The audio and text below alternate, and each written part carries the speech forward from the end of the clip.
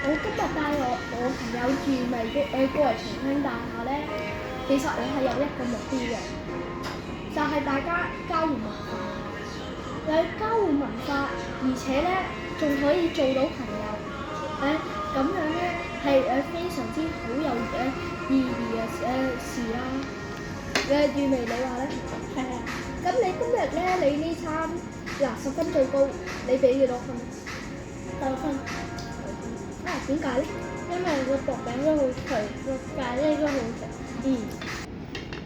咁咧，我哋學校咧國論同咧有好多唔同國籍嘅人啦，即係例如印尼嘅都有，巴基斯坦嚟，同埋呢個廣州啊嗰啲係啊，跟住仲有重慶係重慶有好多唔同嘅國籍嘅人啦。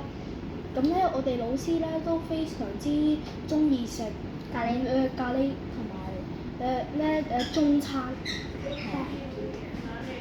常咧老師們咧都會選擇好多唔同嘅嘢啦，即係例如一日佢哋就試下嗰啲咩中餐，係啦，跟住一日咧就試下嗰啲咖喱。